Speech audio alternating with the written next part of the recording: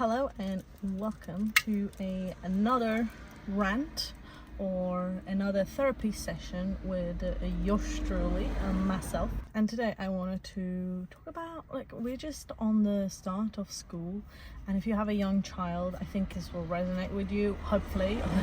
Hopefully I'm not alone in this. I don't think I am, but anyway, as you guys know, I treat these videos as a bit of a therapy session where we get over some hurdles in the motherhood journey.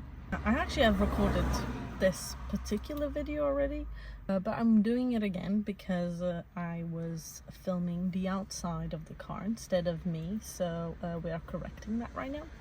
But anyway, if you have young children that have just started school or are going to school or have been in school for the last couple of years, like I have, you know that the beginning of school sort of means the beginning of the diseases, right? Our son has been to school 4 days. Today is his 4th day, okay? And the 3 days he was first at school, he has already been coughing, green boogers, and close to fever, but not there yet, so we shall see how today goes. But he's gone back to school because obviously he has to go to school unless he has a fever, apparently. So spreading a little bit more, and it continues to happen every couple of weeks. He will be sick, then he'll feel better for like a week, where you're gonna be like, oh my god, there's a false sense of hope in the air. And then you'll realize that he's back to being sick, okay? And it's rough because let's be honest, I don't know what people with older kids, if you're watching this, what was the age that your kids stopped being constantly sick? Does either stop? I don't remember as a child, I don't remember being this sick so much. But then again, I was born in the 90s, so I don't know if that makes a difference in terms of diseases, current diseases, and back then, because, the world has changed so much since then. Anyway, so it just goes like this for a few months, and it's like you preparing yourself for this marathon where you have to, constantly look after someone else that is sick. And then as soon as they feel better as well, because there's another bit, you will be sick, because you're the one looking after him. Of course you're gonna get all of those juicy boogers on you as well. And then while you're sick, so you've been off dealing with a sick child, and then when you are sick, there's nobody to look after you because everybody else is doing their life. And then all the mother's job, or my job personally, just gets in the back burner because I'm just constantly being needed and looking after a child, and then a child, and then me, and then a child, and then my husband, and then a child. And it's a lot.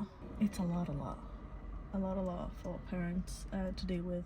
And I do say mothers, but obviously it's because I am a mother, so I'm speaking as a personal experience, alright? So I'm not going to say what dads do, because I don't know what dads are doing. And my husband is the primary worker in our family, so his health is needed mostly. My job is as important, but is not as monetary important as his job is financially important.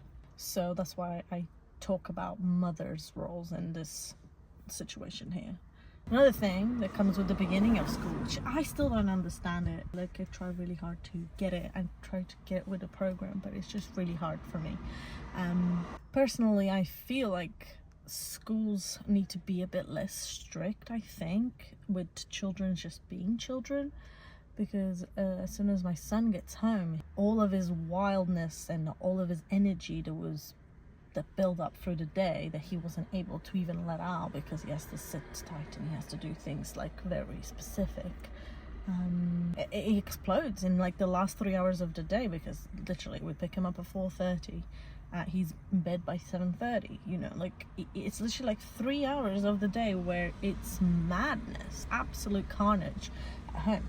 And it's I don't know if it's a me problem, and it's if every time you talk about this as a content creator and as a person that shares her life online, I don't share my life, okay? Let's just be clear on this. I share what I want to share about my life, okay? so you don't know everything about my life, but I want to share these relatable, more motherhood struggles. So like, the reason why I do these videos is because I want someone out there. I know there's a mother that's probably thinking that she's doing things wrong, or that she's not doing enough, or she's feeling like she's the worst mum because she can't find anyone that relates to. Hopefully finds my videos, and then they'll see it and be like, oh, I'm not alone in this. I'm a good mother and I'm doing the best I can.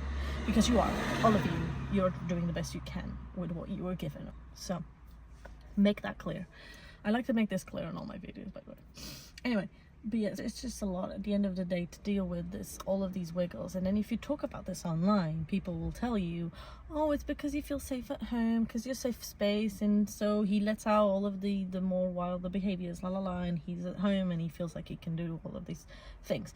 And I get that. I 100% get that, and I'm so happy and glad that I am his safe space, and home is a safe space, and he gets to be his own self when he's at home, and he doesn't have to be strict. It doesn't have a strict rules already. But it feels like a lot, because the days he's at home is just less intense, which means that he gets to be himself the whole day, right? So when he goes to school and you think that you're gonna get your kid back, and he comes all this wild child with the zoomies, it's just very hard for you to adapt and not be triggered, especially because you've already been doing a lot during the day. Whether you're a stay-at-home mom or whether you're a working mom, you already have probably done enough by 4:30 p.m. You've potentially cleaned the house, you potentially look after other kids, you worked, you did whatever it is that you're doing. You already did enough, and you're already exhausted, right? So like, everybody's exhausted by this time of the day, and it's the time where you just want to be a bit more chill and be a bit more calm.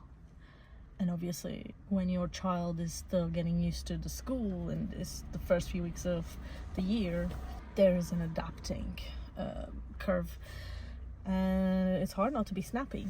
I will be honest, like, it's just very, very hard, because it's super triggering when you can't have a normal conversation. You've been having a normal conversation the whole summer, and now it's just been a bit of a struggle on how to communicate with your 4-year-old, because there's just so much that is happening, you know, or there's so much that he's adjusting, that they're just adjusting to.